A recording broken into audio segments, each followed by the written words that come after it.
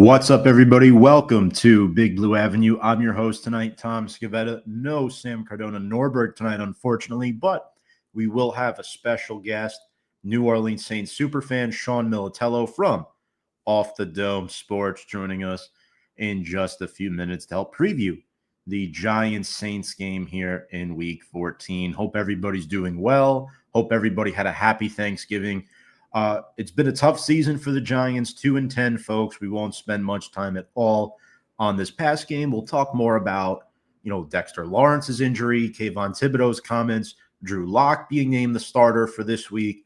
Very excited to talk about those subjects and maybe talk a little bit about the draft coming up in 4 months. So before we dive into the meat of the show, folks, if you're new to the channel, make sure to check us out on all of our social media platforms at Big Blue Avenue on Instagram, Twitter, and YouTube. We appreciate all of your support. And quickly here on this Thanksgiving Day, it was rough. We know Tommy DeVito did not get the start. Drew Lock got the start on an abbreviated week. Giants lose 27-20.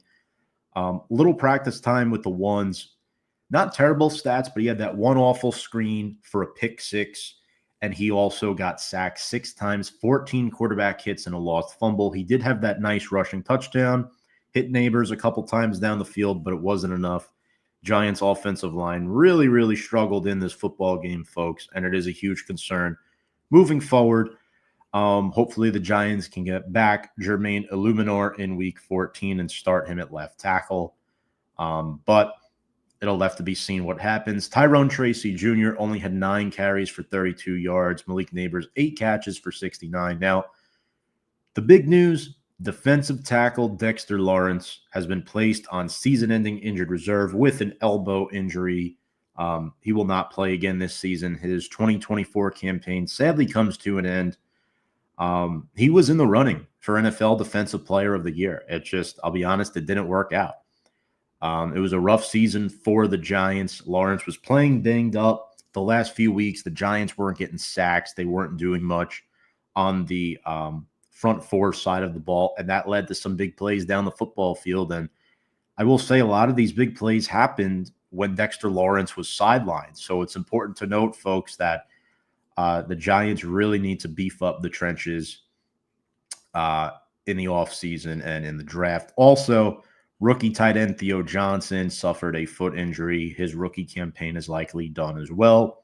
Giants signed Greg Dulcich from the Broncos last week. They signed him to their 53-man roster, so he'll likely replace Theo's spot. You'll probably see more of Daniel Bellinger and Chris Manhertz. Now, folks, you're never going to win a football game when you commit 13 penalties. It's just not going to happen, and this is what happened to the Giants on Thanksgiving. They've now lost 8 straight games to the Dallas Cowboys and hold the number 3 overall draft pick. Now we know the Raiders right now and the Jacksonville Jaguars are ahead of the Giants in the order as of today. I know a lot of you folks want to talk about the NFL draft. Obviously, we're still in the season at the moment, so it's definitely a hard subject to talk about, but we will sprinkle it in over the next 5 weeks of the season. But yeah, that's kind of where we're at. Kayvon Thibodeaux made his return this past week, ladies and gentlemen. And, he didn't play every snap, but he seemed non-existent out there. Azeez Ojulari is on IR. Definitely a tough blow for this Giants roster, but the edge rushing room was just not there. Burns can't do it all. Now with Dexter Lawrence on IR, there'll be more opportunities to double team guys like Burns and Thibodeaux off the edge.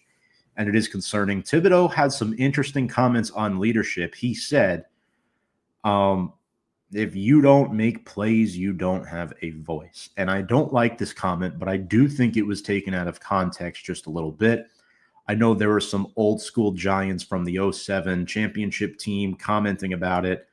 Not huge fans personally, like Lawrence Tynes, Dave Tollefson. They spoke out about this. Look, the Giants are 2-10 right now. There's a lot of emotions on the line, ladies and gentlemen.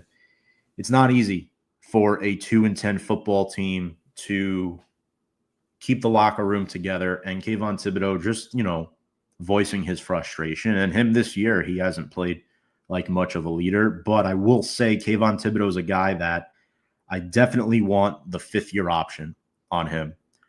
And you're looking at this 2022 draft class, and right now, there's really no bona fide hits in this draft class. You could argue that Kayvon Thibodeau is the closest thing to it, but Wan'Dale Robinson's numbers have been okay. I think they'd be stronger with better quarterback play and better line. You look at Evan Neal, he's been a bust. You look at Josh Azudu, he's been a bust. Cordell Flott has been okay. Daniel Bellinger and Dane Belton have been special teams role players. Belton's been in on some 3 safety sets. A little disappointed we haven't seen more of him.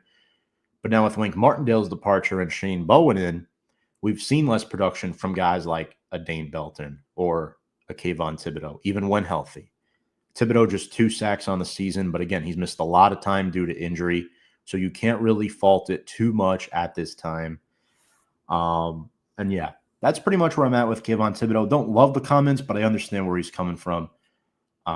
He's a young guy trying to make a name for himself in the NFL, and the Giants have definitely been trapped right now, right? They're trying to compete. Daboll's trying to save his job, and at the same time, the outside noise is, oh my gosh, we need a quarterback. We need to blow this up and lose every game.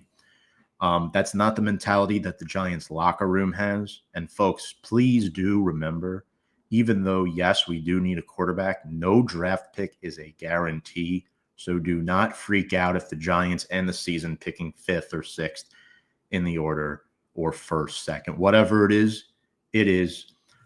We do know this is not a strong quarterback class. There is a lot of time for things to play themselves out. We've seen trade-ups in the past. So yeah, I do definitely hope Kayvon Thibodeau pans out and balls out these last 5 games of the season. I'm glad that he's healthy. Giants also signed defensive tackle Corey Durden to the 53-man roster from the Rams practice squad. And then they also designated linebacker Deontay Johnson to return from injured reserve. Now, big news of the week. We weren't sure. Who was it going to be? Was it going to be Drew Lock? Was it going to be Tommy DeVito? Tommy DeVito still recovering from that right forearm injury he suffered in week 12. It'll be Drew Lock for week 14. He'll have a full week of practice gearing up to take on the New Orleans Saints. Look, Drew Lock wasn't awful on Thanksgiving. He's definitely had some issues. He's not the best quarterback out there. But all in all, I do think that Drew Lock is a decent quarterback at the number 2 level. He's a guy that can come in and be a bridge for the rest of the season if he performs well. I'm intrigued to see what happens with Tommy DeVito when healthy, fully healthy, if he is the number 1 or not. So yeah, there are some things to consider here. Remember, now with the Giants, for example, right? Thomas is out for the year. Evan Neal's been playing for Illuminor. He's not 100%. So there are some scout team guys out there who have a lot of chemistry with Drew Lock. For instance, Tyrone Tracy Jr. started the season as the backup running back. He has established chemistry with Drew Lock. And we'll talk more about the Saints, but their run defense is definitely the weak link of their football team, as well as their weapons on the outside at the receiver position. So the question is, folks, and if you want to drop some comments in the comments section and ask questions on this, that would be appreciated as well. What should we expect from Drew Lock with a full week of practice? Because personally, I don't know. A lot of people have been arguing that Drew Lock could have a full month of practice and still won't be fully ready to produce at the NFL level. I don't entirely agree with that. I think Lock is a serviceable backup. He's not garbage, but if you rely on him 16 weeks a year, 17 weeks a year, whatever it is, it's going to turn out very, very bad for your football team. And he seems pretty optimistic. You know, the reporters are in good spirits with Drew Lock. I just think it's a matter of getting him the reps, getting him more comfortable, right? You know, working with Malik Neighbors, Darius Slayton, a veteran who was part of that 2019 draft class like Drew Lock. Um, Wan'Dale Robinson is a slot receiver who's been around. Chris Manhertz is a former Denver Bronco. He did have some layover with Drew Lock, so there is some positives that you can take from this. And this won't be the case, ladies and gentlemen. We're drafting a quarterback, but Drew Lock also needs to audition for his future in the NFL, whether it's with the Giants as a backup or whether it's with another team. And right now, I don't think Drew Lock is guaranteed to be on an NFL roster next season. I think he has to play well. And if he wants a starting job, he's going to have to play really well. And of course, that's what Drew Lock wants. That's what he should want in this position. So I'm definitely excited to see how that pans out. So, folks, we will have Sean Militello coming on in a few minutes from now. Definitely excited for that, to talk about the New Orleans Saints. But before we sort of get in to his section of the game covering his team, I want to talk about the Giants. Look, the Saints won this game last year 24-6, and Derek Carr looked like a Harvard scholar. The way the Giants are going to beat Derek Carr is give him less time to make decisions, and that comes with stopping Alvin Kamara in the run game. So if the Giants want any chance to win this game, you have to key in on Alvin Kamara. He is really the only weapon I'm really concerned about right now in the Saints offense, right? There's no Michael Thomas anymore. There's Chris Olave and Rashid Shaheed are on season-ending IR. Taysom Hill, most likely done for the year. He hasn't practiced all week. That seems to be a long-term injury. So, yeah, it'll be interesting to see what happens when it comes to the Giants and the Saints. Saints are favored by, I believe the last I checked, the line was 4.5 points. And for a team that's 4-8, they're still in the mix of that NFC South race. They're 2 games back in the win column of the Falcons and the Bucks. Saints defense last year had 7 sacks on Tommy DeVito. And they're a team this year, their defense has carried. They've been dealt a very raw hand with injuries. It's been really, really bad for them. They lost Paulson Adebo early. Ryan Ramczyk hasn't played all season. Derek Carr's been in and out of the lineup. They lost both their starting receivers. It's been a struggle, and I sort of feel for them. They started the year 2-0. Everybody's sort of been in cahoots with saying, yeah, the Saints are a below-average team. They had their head coach, Dennis Allen, fired. But since the Dennis Allen firing, they're 2-1 with Darren Rizzi taking over as the interim head coach. So definitely intrigued to see what's going to happen with them there. Now, when I look at the Giants in this game, we need Brian Daboll to open up the playbook early for Drew Lock. I think if you get the Saints defense teetering early, it will go well, and Drew Lock is a gunslinger. You want him to feel comfortable in the pocket, so you want to establish that running game while taking a couple of shots down the field. It'll definitely be very interesting to see that on Sunday. And it'll be at MetLife Stadium, a place where the Giants, folks, they haven't won a home game at MetLife Stadium all season long. So the Giants desperately need a win at home, especially in the post-Daniel Jones era. So it sucks. Don't get me wrong, folks. It sucks that this is where we're at as Giants fans, right? There weren't these high expectations going into the season, but this was the year for Daniel Jones. And I've seen a lot of hate. I mean, Daniel Jones has been off the team for almost 2 weeks now, and he is still the number one subject of this football team. It is making me sick to hear media personalities constantly talk about Daniel Jones. I'm not going to call out any names, but it was a business decision. He's gone. Daboll has to keep his job, so he's going to do the best he can with the personnel that he has to ride out these last 5 games and stay competitive. How many are they going to win? I don't know, because you're looking. 3 of their captains are gone. Daniel Jones is on the Vikings practice squad. Andrew Thomas and Dexter Lawrence are both out for the season. Those are our best 2 football players, folks, out for the season. Bobby Okereke didn't practice today. That's your 4th captain. They interviewed the only healthy captain on the team today, long snapper Casey Kreider, talking about how, look, You need leaders on this football team. They need guys like Greg Van Roten to step up, Darius Slayton to step up, John Runyon, Jermaine Illuminor, whoever it is. The Giants really need guys out there being vocal to help this team win, because right now there's no identity of this football team. So that'll be interesting to see. Also, folks, we're going to bring up Sean once he's ready. He's backstage. Looks like Sean is good to go. So let's bring him up, folks. This is Sean Militello from Off the Dome Sports, New Orleans Saints Superfan. Sean, hope you had a happy Thanksgiving, happy holidays, and welcome back to the show.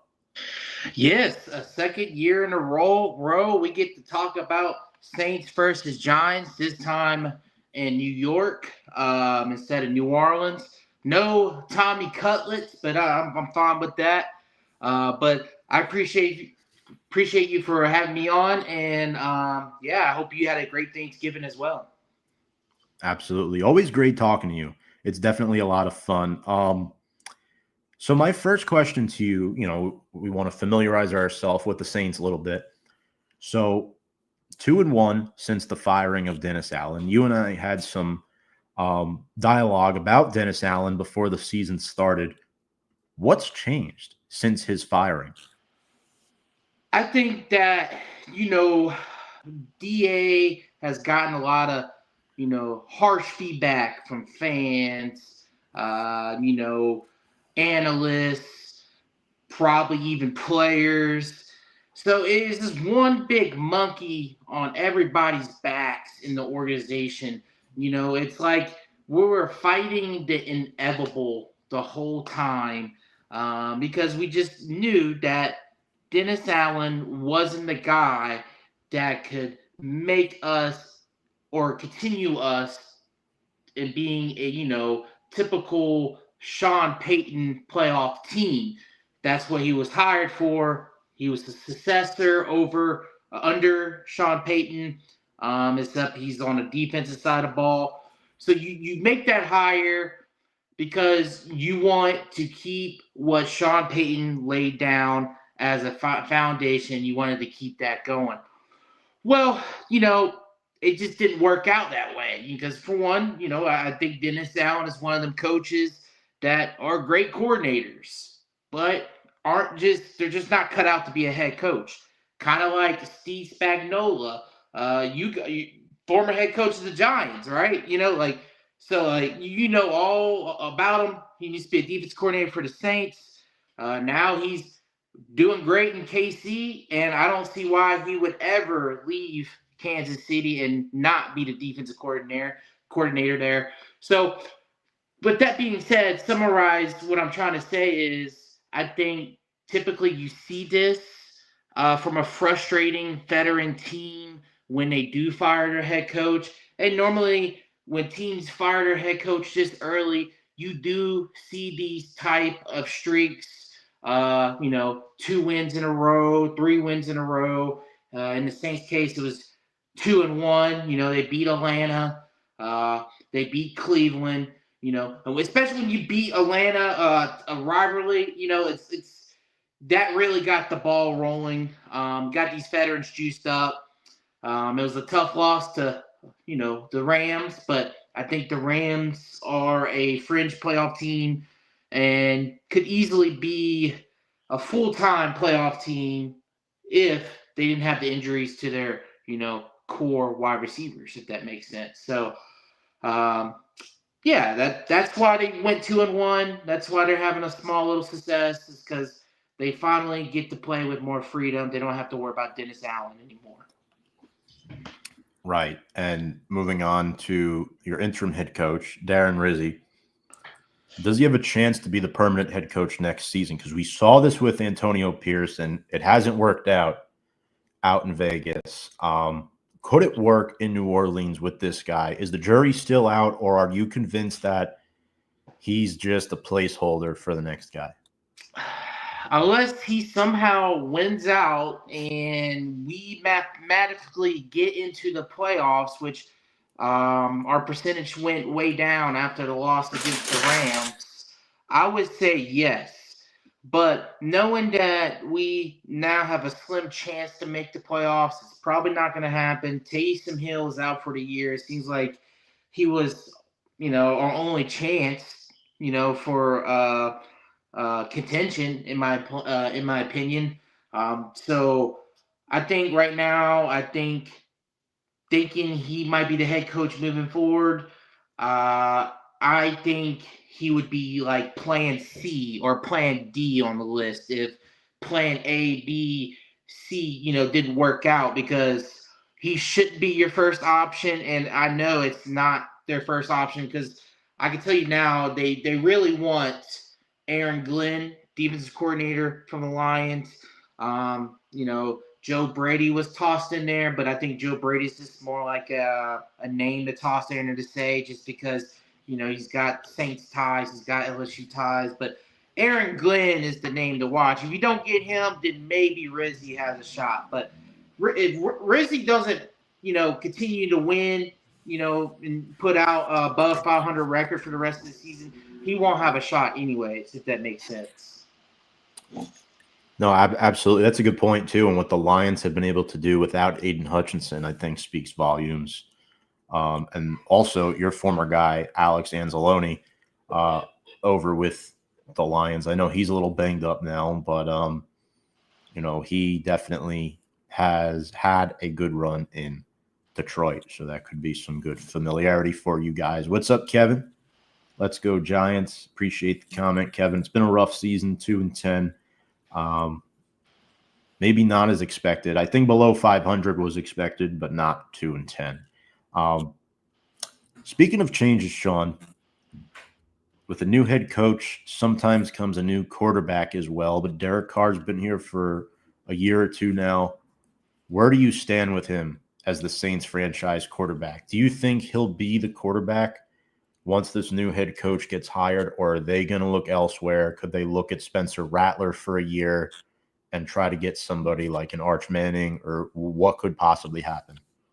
I think at this point, them going on a 2-1 record the past 3 games, I think you kind of put yourself out of contention to get a top 3, top 5 pick to get that quarterback in this year's draft, which there are some great options, in my opinion, in that top 5 range for quarterbacks. Outside of that, it gets kind of, it's a little iffy. So, if they were to win even 1 or 2 more games, I don't see us drafting a quarterback at all. That would mean that Derek Carr would be your guy, unless, depending on who's the head coach, maybe, you either try to, cut Derek Carr, just take on all the dead cap, or you trade Derek Carr for maybe a similar contract, maybe a guy that,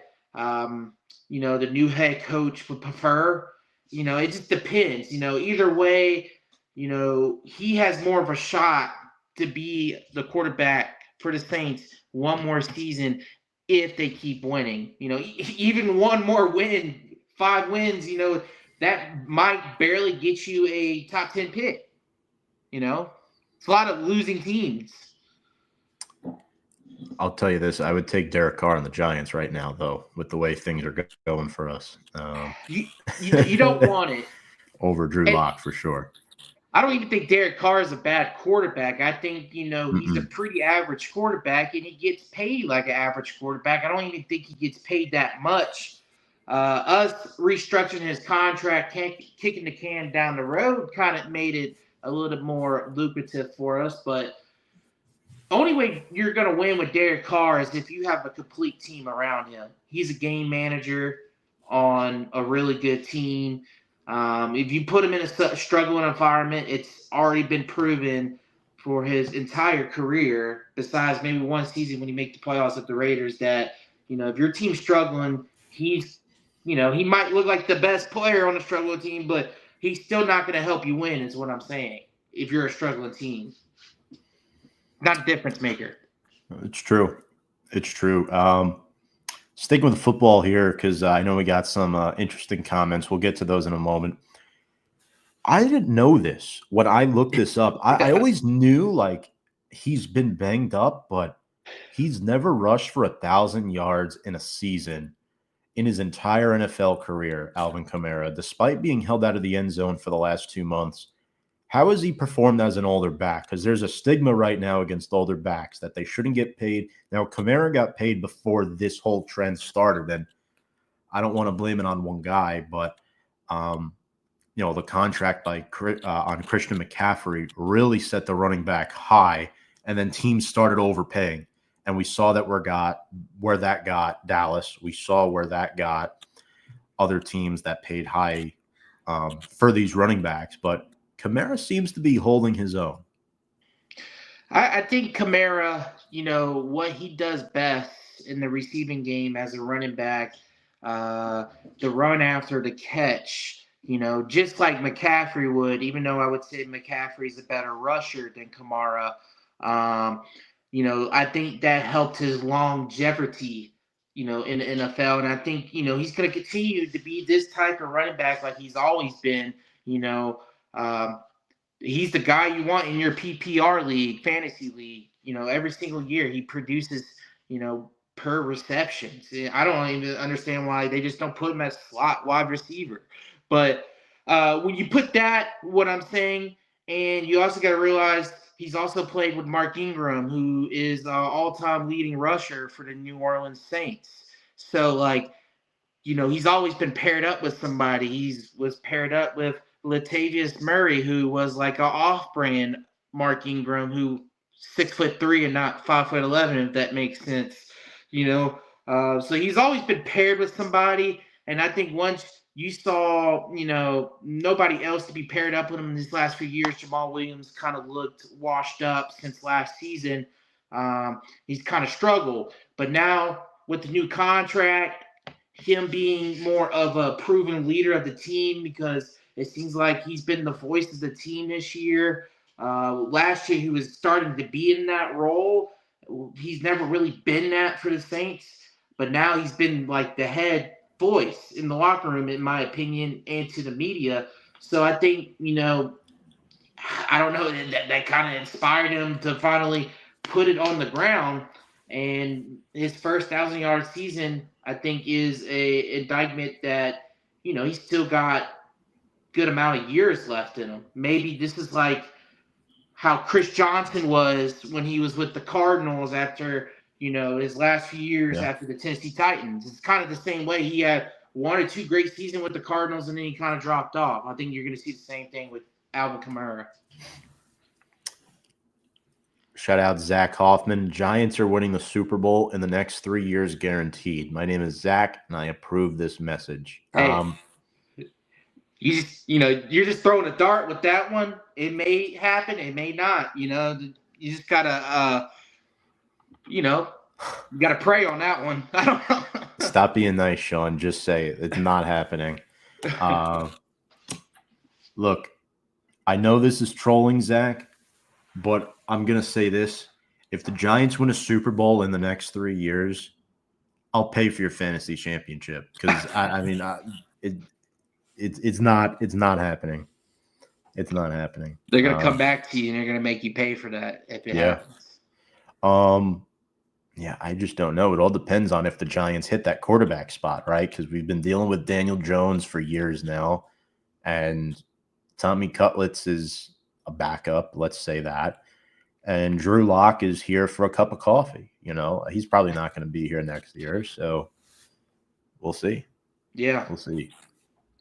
I don't know what's going to happen. But speaking of not knowing what's going to happen, Sean, what's going to happen with your offense this weekend? Taysom Hill, is it officially a season-ending injury, or have they not announced that yet? Because I wrote this down, and then I looked at the injury report, and it's like, oh, he just didn't practice today. No, he's been ruled out. As far as I know, he's been ruled out. A torn ACL is what. Oh, yeah. I don't know. I'm pretty sure that was a verified report. I think I saw it from Nick Underhill, which is a very credible New Orleans Saints reporter. I've heard the name. He gets called out all the time on NFL Network because they're always using his tweets for news for the Saints. So I believe I saw that from there. So he's out for the season, and to be honest with you, dude, that just puts more pressure on Alvin Kamara to produce. And honestly, like I'm at the point, it's like, do we even want to put more mileage on Kamara? You know, at this point, like you might as well just let him rest a little bit. So you got Kendrick Miller coming back. Rizzy's talked about him that he's on the cusp of returning and being being the second running back behind Kamara, especially with Taysom Hill. He was our second rusher next to Kamara the past 3 weeks since Rizzy took over. So you might see Kendrick Miller more, and because there's really no other options. I mean, MVS, he's replacing Rashid Shaheed on the deep passes. He doesn't do anything else. You're relying on Kevin Austin, undrafted free agent. Your boy from Notre Dame. I think he was with the Jaguars at first. Yep. You got Dante Pettis. I mean, former from Giant. Washington, right? Yeah, that too. And then he played for you guys for a little bit for the Giants, right? He did. Yes, he did. Yes, sir. So what are you gonna do? You gonna make Derek Carr run the RPO and maybe because he looked good on that one run 2 weeks ago against the Browns. Yeah. But Juwan Johnson. You're just gonna see Kamara, and hopefully Miller is healthy enough where he gets to play. Right. Now, I will say the NFC South is a different breed, though. You guys are technically only 2 games back in the division. So I think you're going to run Kamara into the ground until you're mathematically eliminated, Sean. So that'll be interesting to see. Yeah. I don't know. I honestly don't know. But it's just like running a old Ford pickup truck and, it's the middle of 0 below cold weather, and it starts up and it runs, but you might not get to your destination as fast. Very, very true. Speaking of destinations, the Saints defense has done a good job keeping teams out of their destination, which is their end zone this season. You guys have really been hit by the injury bug hard this season, and it all started before the season even started. It was Ramczyk. I think you were the one telling me on the draft show, don't expect Ramczyk to play in 2024. But defensively, man, you lost Paulson Adebo early. You lost a few other players as well, and you've surrendered under 24 points in 4 straight games. That might not seem like a crazy good stat, but considering you've got some house money there at certain parts of the defense, what do you attribute that to? I mean, you got bulk of your veterans on that side of the ball. 2 of them's been here for a very long time. They know they were part of a winning culture. Now it's shifting to a kind of a losing culture, and it's start to become a rebuild, and it's at the end of their time, So there's a sense of pride.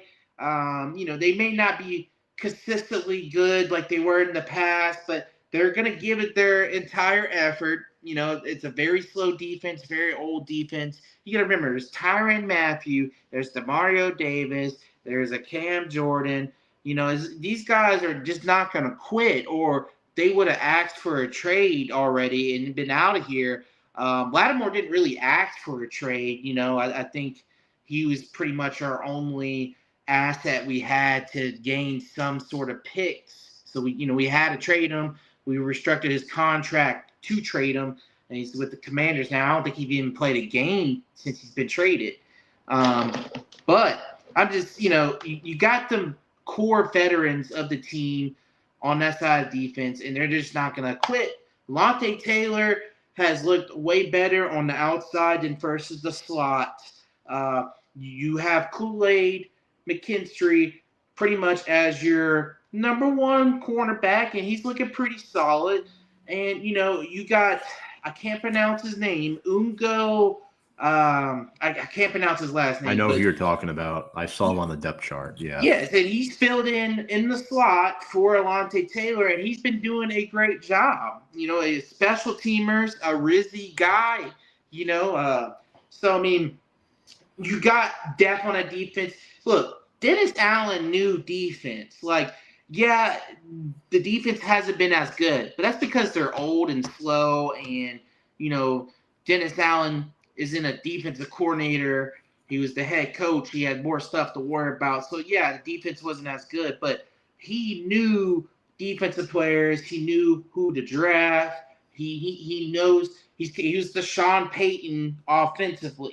He's the defense version of Sean Payton, in my opinion, as far as knowledge on that side of the ball. But like I said, veterans, the key veterans of that team, they're old. They have a bunch of pride. That's the main reason why you haven't seen them completely, be completely horrible, if that makes sense. It does make sense. And I think it bodes the question with how well the defense has been playing and how poorly the NFC South has been playing this season. Atlanta's starting to fall off as of late. The Bucs have a favorable schedule, but they're banged up. Now, unbiasedly speaking, I think the Bucs have the clearest path at this time. At the beginning of the season, I thought Atlanta, but with what I've been seeing the last few weeks and the Bucs having that easy schedule, it's hard for me to see a path for any other team, including Atlanta. But is there a path for the Saints in these last 5 games? I don't think so. I mean, you should win at New York, but it could go either way, in my opinion. Now with Taysom Hill, you're looking at, honestly, yeah, Derek Carr is a little better than Drew Lock, but that's the only thing we got going. You guys got the better wide receiver. Honestly, Tyrone Tracy is just as effective for your guys' offense as, almost just like how he's just a younger Alvin Kamara for you guys. Mm-hmm. So honestly, Drew.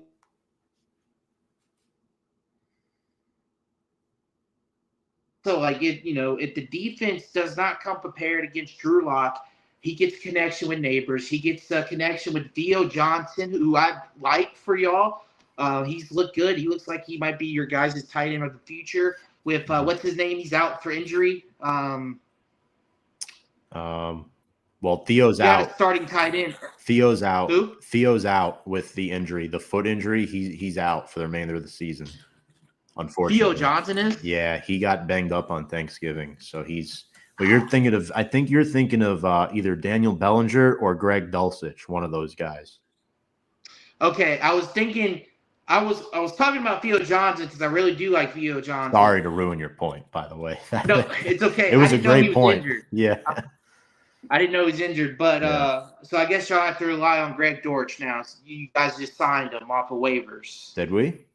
Yeah, Greg Dortch from the Broncos, right? Greg Dulcich, the tight end. Yeah. Close. Yeah, you're right. He's another guy. He played with Drew Lock in Denver. That's true. So I mean, maybe you get that connection going. Yep. We got young cornerbacks that are finally starting in their careers. You never know. So it could be a good game. And you got the Commanders. We've struggled for the last 3 years against quarterbacks like Jaden Daniels. And I know Jaden Daniels hasn't really been running the ball like he's, was early in the season. But, I think we would really struggle against Jaden Daniels. Didn't you play at Green Bay? Yep. We always seem to lose to Green Bay at, very close game. For some reason, we always play them real hard. We either blow them out or we lose to them in a close game. It's either one of those two. So it's at Green Bay. I think that's a loss. So that's 2 losses back to back. Vegas, I mean, you can win that game if you do what you're supposed to do, and then you're at Tampa. I mean, I see 3 losses there. I don't think there's not really a path for me. 6-11 probably based off that. Man. You should beat us, and then you should beat the Raiders. That's all I could really give you, unbiasedly speaking. I agree. I don't even want to give you the Giants game, but you're probably going to get it. It'll probably be a close game. It must suck this week knowing you got to go up against Malik Neighbors, and we know he hasn't scored a touchdown since week 3, but he's on the verge to set a lot of rookie records this season at the wide receiver position. Most fastest to the most catches that he's been on track for. I believe the stat he's chasing now is, so he's got 40 first down receptions, 75 catches, 740 receiving yards. Now the Giants have not had a 1,000-yard receiver since, I want to say, 2018 or 2019. It might even be further back than that. It's been a long time, Sean. I think Odell Beckham was our last 1,000-yard receiver. Wow. Terrible, and probably right? Victor Cruz before that. Yeah. It's been tough, but hey, Sean, let's get into some keys of the game. I'll start with the Giants here to kind of set the tone, because I know we've been talking a lot about the Saints. And tell me if you agree. If the Giants are going to win this game, they have to run the football and run it well. Tyrone Tracy Jr. is a really, really good day 3 pickup for us in this year's draft. But they haven't been able to stay true to the run game late in games due to the negative game script. The Saints give up 5.2 yards per carry to running backs this season. That stat now ranks last in the NFL. I know you do have a couple good defensive tackles, including the young guy from Clemson and BB there, but I have a feeling that Tracy, if the Giants can just keep the ball on the ground and not force Drew Lock to make many big passing plays, there is a path for the Giants to win this football game, and I think that is the path right there. Yeah, I mean, yeah, you have to. I mean, I think you're going to have to use Tracy on both aspects of the offense, receiving and rushing the ball. I think you keep pounding.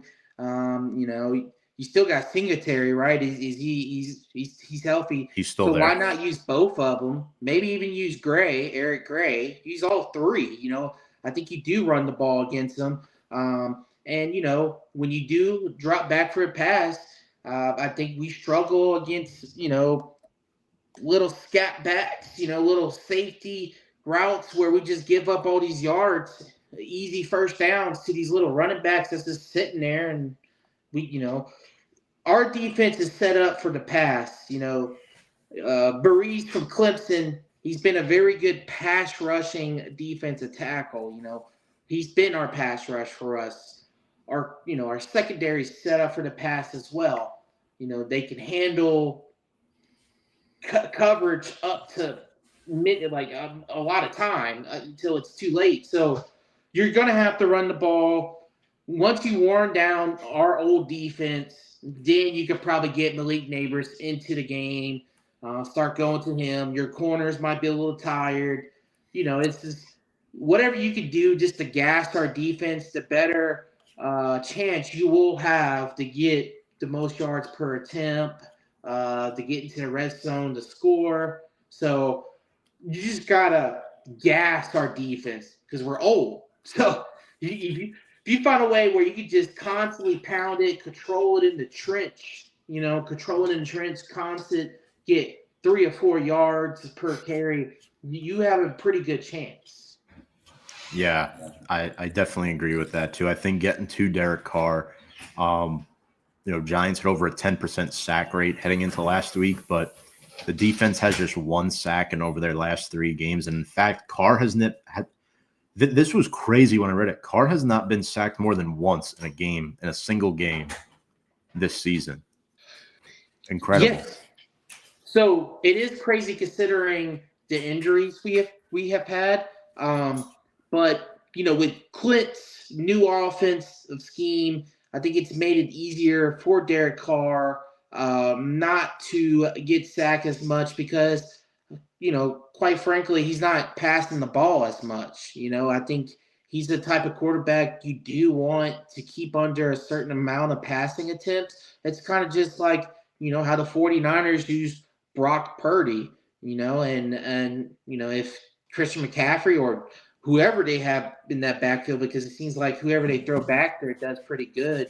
Guerrero, Jordan Mason, they rely on the running to set up the pass. So I think that plays a big part of it. That's why you see Alvin Kamara pushing 1,000 yards. So I think that plays a big part of it. And, I think we had a phenomenal first-round pick in our left tackle, Funga.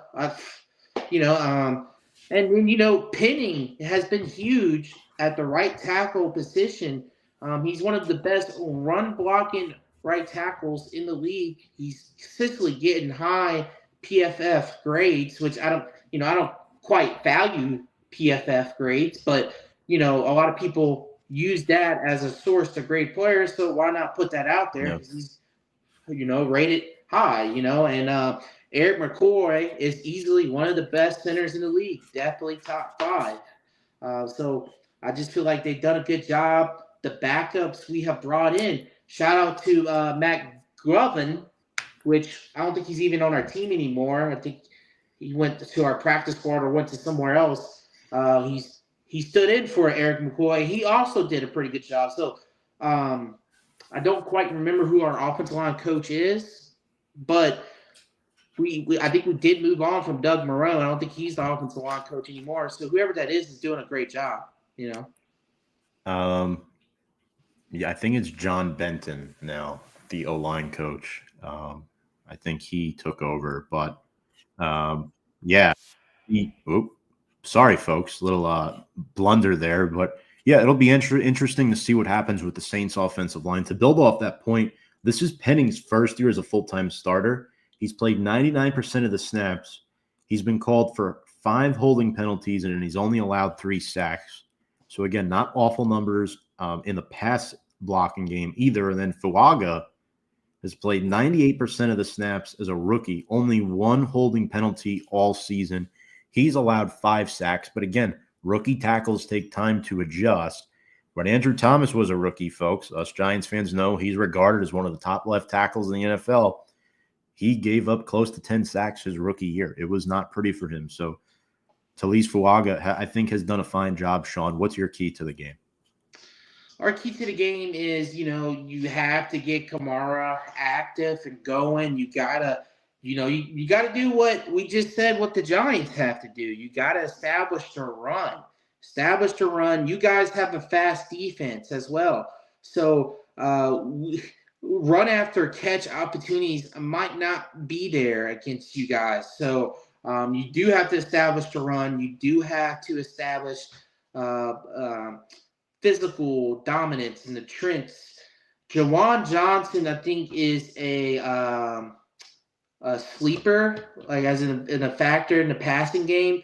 It just seems like even in the beginning of the season, he just has this connection in the car with Carr where he just running straight wide open, and Carr doesn't even hit him half the time. I went to that Carolina game because I live in Charlotte now, and there's about 4 times Jawan Johnson was wide open, and it's like Carr didn't hit him. But that's why I think he's sleeping, because if Carr does finally look up and find Jawan Johnson, he could have a touchdown or 2 in the red zone. You might see him with 3 or 4 catches for 50, 60 yards, which would be huge for us.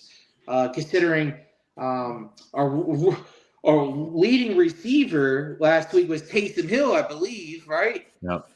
For 37 yards, huh? Something like that, yeah. Yeah. So, if you could get 50 or 60 from Jawan, that'd be great. Foster Moreau has looked good this year for a backup tight end as well. Maybe get them 2 going. Maybe like how the Kansas City Chiefs utilizes Kelsey and Noah Gray. I know there's 2 different offenses. Like, I know that, but it's just like, you can use 2 tight ends, especially when Jawan's a former wide receiver. So, we got options. Yeah, and look, Derek Carr carved us up last year. He's been really good at not turning the football over. I know he struggled at times this year, but just 4 picks the entire season. He's only been sacked 7 times. He has 5 games with multiple touchdown passes, and he has not thrown a pick in the last 4 games. Say what you want about him. The Saints are 0-3 without Derek Carr at quarterback this season. They're 4-5 with him. This is average quarterback play. If you can get average play from the rest of your team, you're probably a playoff team. But unfortunately, that has not been the case. And I'm watching for Derek Carr in this game. He scares me a little bit. Him and Kamara, that tandem is a problem. Alvin hasn't scored since week 6. I think he scores on Sunday, and those 59 catches definitely concern me, Sean. Hot take. He had 112 rush yards against the Rams last week.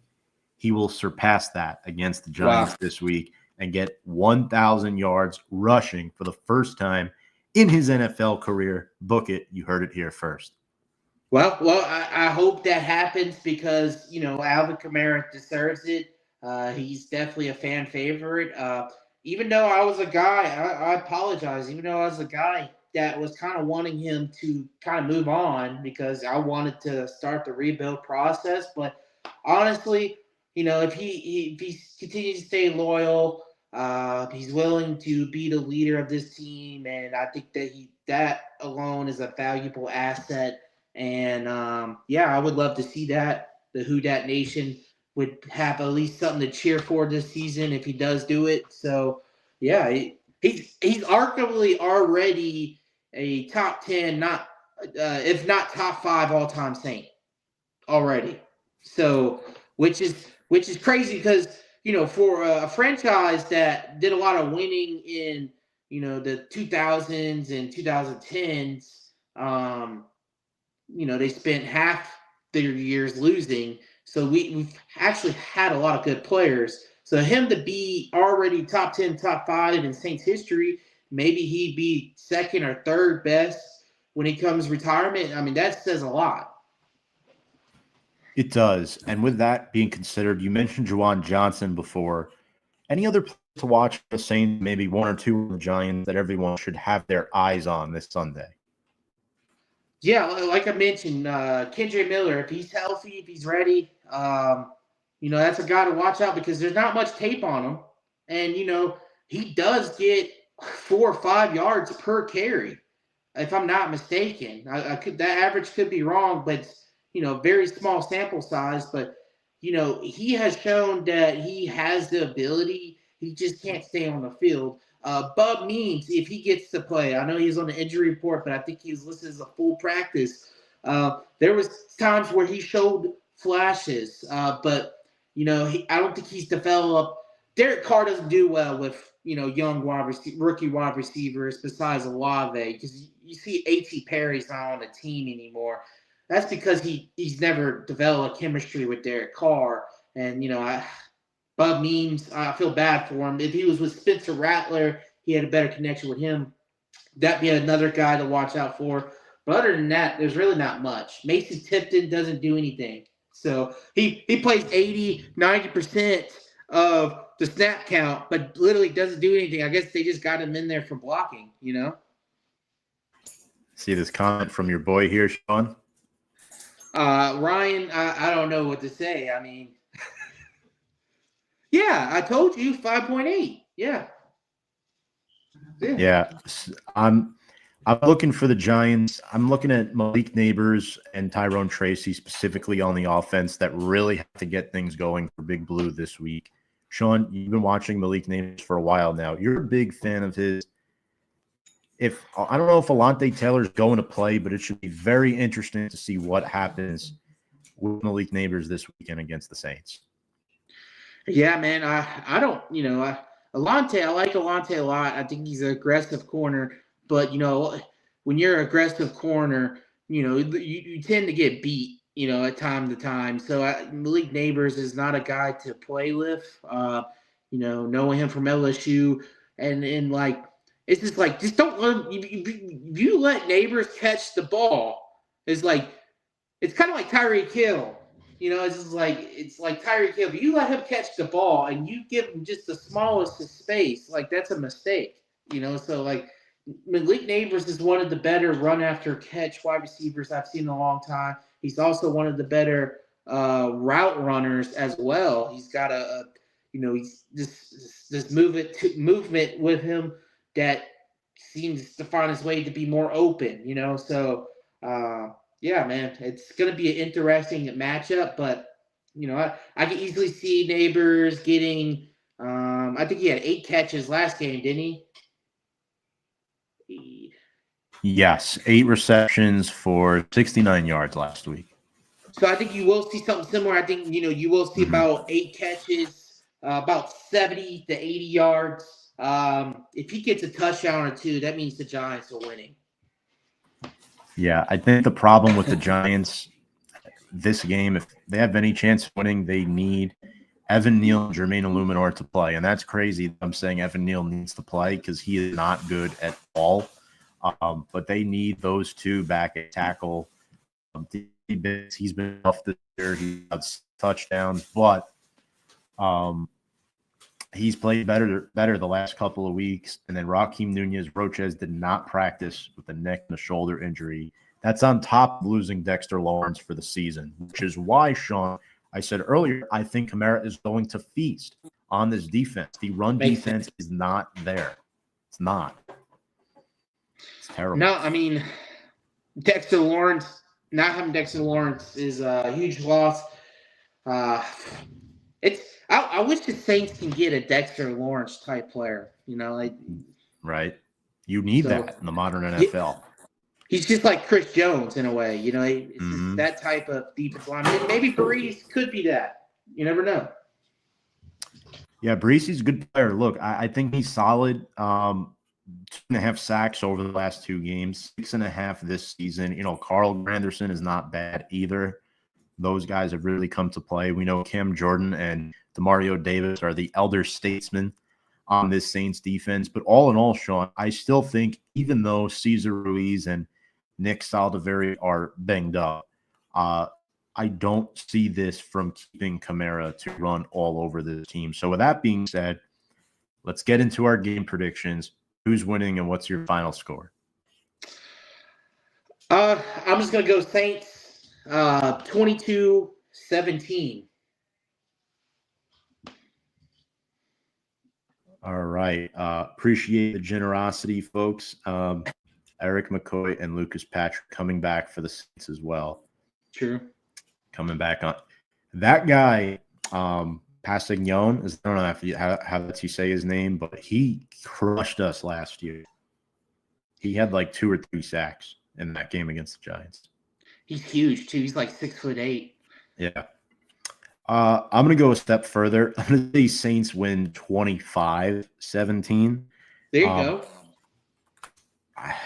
The Giants just make me worry. And I think now it's like Dable's job security, right? That's the number one question left in this season. We know the season's a wash, but the fact that all these star players are getting hurt, it's a problem. And the lack of depth shows against these average teams. Like, I would consider the Saints average to a below average team this season. I don't think you guys are a doghouse team. The Giants are a doghouse team. But why are they a doghouse team? The depth just isn't there. And that's on general manager Joe Shane. That's on head coach Brian Daboll. And that's on the front office. I think it's a big problem, and that's why I think the Giants fall to 2-11. And I don't really know what to say about Brian Daboll. Do you have any thoughts on that? Because I know he's a former SEC OC to Nick Saban, so you might have some familiarity there. Well, I think the Giants should just move on, to be honest with you. But, you would have to move on from your GM as well. I think, that's kind of what I wanted the Saints to do earlier in the season.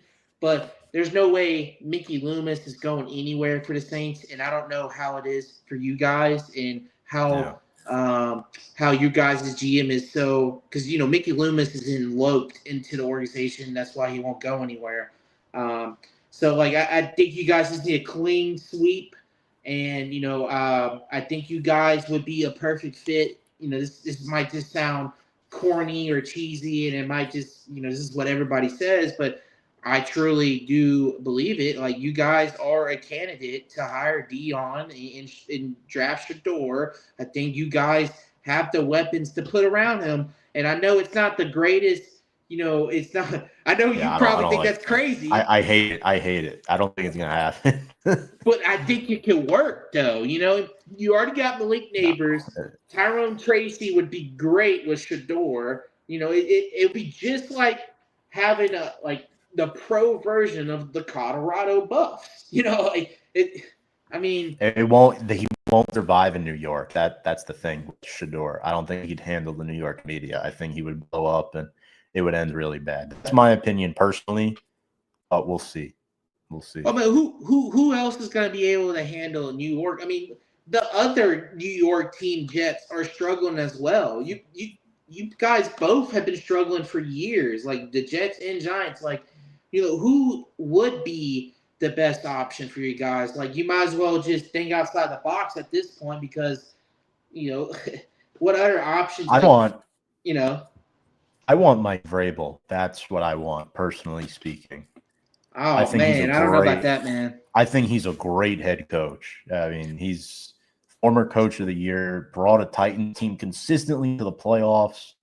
I would rather Bill Belichick than Mike Vrabel, and that's saying a lot because interesting. Because I think Mike Vrabel, and I guess I'm seeing it from a Saints perspective. Because if we were to hire Mike Vrabel, I would feel like we'd be hiring a tad bit better version of Dennis Allen. And, in my opinion, I think Mike Vrabel got away with a lot of his wins and his playoff run due to having one of the best running backs in recent NFL history the past decade or so, Derrick Henry. So, I think he's just a tad bit better version of Dennis Allen. And I think you guys, it goes the same thing with the Dallas Cowboys. You guys have always been the center of conversation when people talk about NFL football and in mainstream media or whatever. You guys need a headstrong head coach to change the narrative. That's why I always said the Cowboys should have hired Sean Payton. Sean Payton, if Jerry would allow it, would be perfect for the Cowboys. That's why Bill Parcells didn't work out with Dallas for so long because Jerry, interfered. So it's just like, I think the Giants don't really have that problem in ownership messing with the coach. I don't know. You would know, but if you got a headstrong head coach who can build, a foundation like a Bill Belichick, like he did in the past, or a Nick Saban. I know they're legendary head coaches, but you need to find the next great in order to fix your franchise, in my opinion, because you guys are on the curse level, in my opinion. It's like Detroit. You guys need to find a Dan Campbell. And I don't think Mike Vrabel is a Dan Campbell, No, he's not. But I think if you want to restore Giants' pride, which is what a lot of people have been talking about, you want to emphasize the defensive mark and take that model like what Sean McDermott has done with the Buffalo Bills, or just something along those lines, right? It doesn't even have to be Mike Vrabel. It could be anybody that has similar traits to a Dan Campbell, which I think is great. Players coach, guys want to play for you. Personally, yeah. I don't think we're at the Dallas level. I think John Mara is not as good as his father was. Wellington Mara took that risk decades ago in hiring George Young, and that led to 2 Super Bowl championships in the mid-'80s and early '90s. And then, of course, we had Ernie Corsi with the Eli Manning years. So, yeah, I think these are all great points, Sean, by you. It'll be interesting to see what the Giants do. I think this will be a very telling off season to the next maybe decade plus of this football team and organization. And maybe it just takes finally hitting on a quarterback, because you guys are eventually going to hit on a quarterback. It may take forever, but you guys consistently get top first-round picks. And, yeah, some of them may not work out, like, Evan Neal, but maybe if Evan Neal was in a winning environment, maybe he would have lived up to that hype. Some players cannot play with a losing team and continue their success like they had in the past. Look at Bryce Young. I know he looks better, but he's an example of that. Winning culture at Alabama has nothing. Winning culture in his high school days as well. Went to Carolina, bad culture. Immediately, puts him down, in my opinion, and destroys all confidence he has. I think it's the same thing for Evan Neal. Like, it just takes hitting on a quarterback. You look at the Texans, they hit on C.J. Stroud. You look at the Bengals. The Bengals were going down a dark path, and they were able to draft Joe Burrow. You guys just gotta find the guy. You fought it with Daniel Jones. Like I get it, but he wasn't the guy. Eli Manning was the guy. Maybe you draft his nephew in a year or two. So maybe he's your guy, the next Manning 2.0. There'll be a lot to talk about to all the Giants fans watching next few weeks, talking about the future of this organization, where they're headed, if Dable and Shane will stay or go. There's a lot to unravel, but Sean, thank you very much for your insight on this topic as well, in addition to our Giants Saints preview. Where can the folks watching find Off the Dome Sports? Well, I haven't been Off the Dome Sports in a while, but it's still up and running. I don't post anything anymore, but if you still want to give it a follow, because for some reason people still follow my page, and I still take pride in that, and I gain followers every week for some reason when I don't post anything. But you can find me on Facebook, Off the Dome Sports. You can also find me on YouTube. I've got a bunch of videos on there at Off the Dome Sports 09, I believe. So find me on there. Thank you so much, Sean. Shout out Fitz with the comment. Thank you, Fitz. Another fan of a struggling team. Yeah, at least they might have a good quarterback there up in New England again. We'll see. True. We'll see. All right, folks. He's Sean Militello. I'm Tom Scavetta. If you want to check out Big Blue Avenue as well, you can subscribe to us below on Instagram, Twitter, and YouTube at Big Blue Avenue. Appreciate all of your support. Without further ado, folks, let's go Big Blue.